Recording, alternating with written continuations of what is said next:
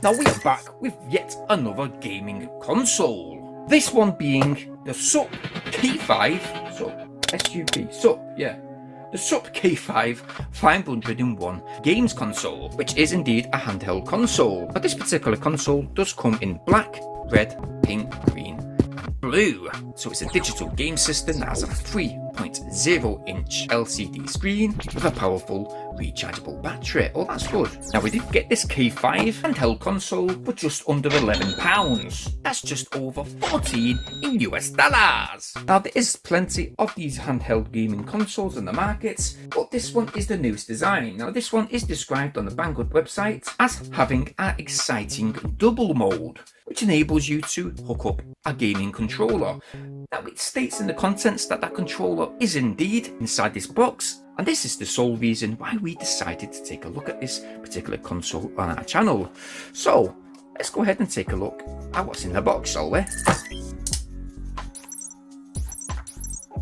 So as I'm opening this up, guys, bear in mind that when it says 501 games, most gaming consoles, just like the previous Nintendo Retro Mini 8-bit clone console, which we previously reviewed on our channel, well, it stated that it has 620 games. In fact, it had 310, just like the previous PS1 console, which we also reviewed too. Both of those videos can be checked out at the end of this video, linked in the video description down below. One should pop up right on the screen just here. But check them out after this video, guys, and let's see what we get. No, okay, so we don't actually get the little handheld controller inside the package. What we do get is a single pin AV cable to hook up to your TV, a micro USB charge cable. Look at that, see? You see this? Where is it? Now, it actually doesn't state it in the contents though, so you may have to buy this extra. Oh, okay.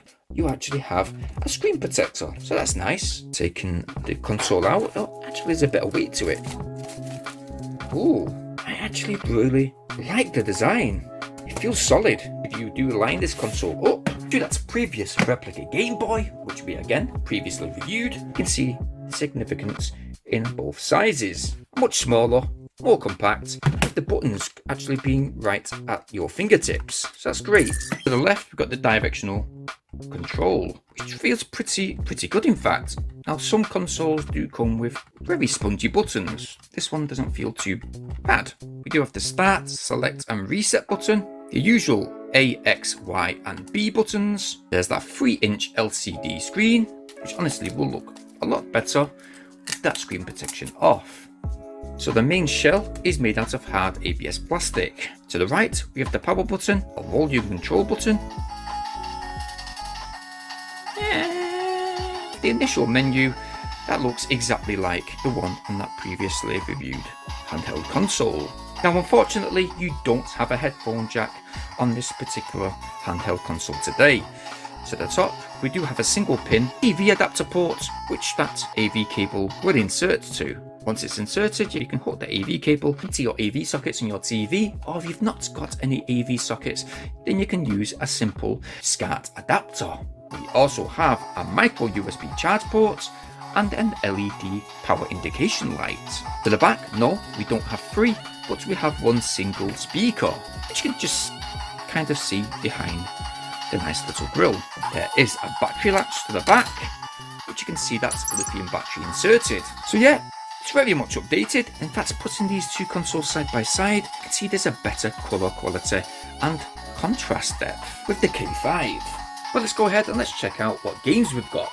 Let's first see if we do have 501 games built in. Now, so we're going to go through the menus real quick and we're going to see if they are indeed repeated. I'll take note of what games are listed, guys, and feel free to pause at any time.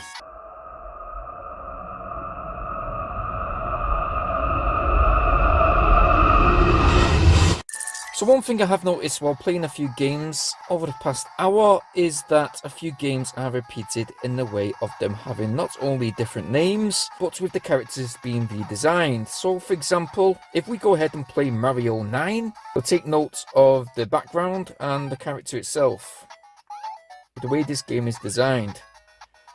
And now check out Adventure Island 2.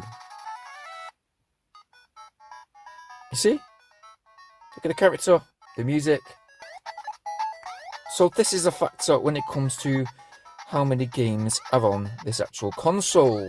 Now, we've gone through all games on this console. Not only are some of the games repeated, but some of them are also disguised with a different name too. Nevertheless, some of the games on this are pretty good, and we're just going to carry on.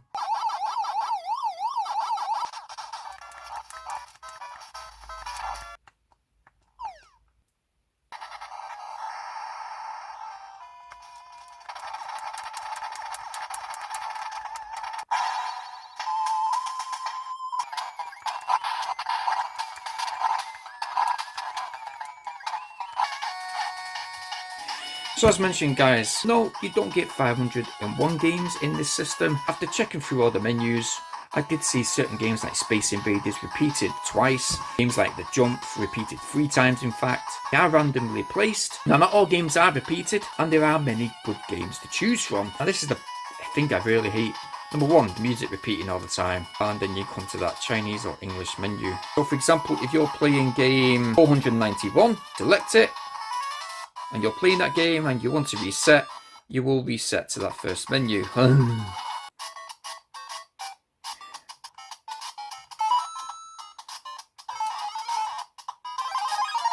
Controls ain't too bad, to be honest. I did think there was something wrong with that right button just a second, but it might have just been a slight bit stuck. So yeah, it's been very interesting testing some of these products out. This one certainly is fantastic. Unfortunately, we didn't get the hand console with it. That is just one of a few negative points that I have with this gaming console today. Now, some of the button reactions are pretty good, they're not spongy whatsoever, and the directional buttons had a fairly good response. I did have many hours of fun today with this particular console. Fantastic 8-bit games taking you right back to the 80s and early 90s. But where does it stand on par with the previously reviewed gaming consoles? But you know what? I do think that this K5 not only has better menus, contrast in the screen, but it also has better quick accessibility to the action and directional buttons. It's around about 270 games in this handheld console, but what would I honestly give it out of my usual rating out of 10? Today, I think I'm gonna give it 7 out of 10. It would have been interesting to see this gaming console with that added Player 2 controller. So to have great interactive fun with the rest of the family while using that AV cable, well, it was well too short. It would have just been useful to have a longer cable within the package so you could sit back and enjoy the gaming experience on the screen.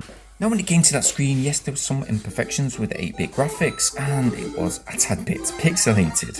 But it is, however, still playable though, and yeah, it's just a fairly good handheld console, which falls into a budget range category, being as it was only below £11. Now, I honestly did enjoy doing these reviews on these consoles, and I hope to be doing some more in the near future, so stay tuned for them. I will leave a link for this gaming console in the video description down below. I advise you to go and check it out, it's definitely worth the money, and if you've clicked that link and you like what you see, well, go get yours. I will also link in that video description all the video review links to all these products you can see today, as well as the buy it now links too.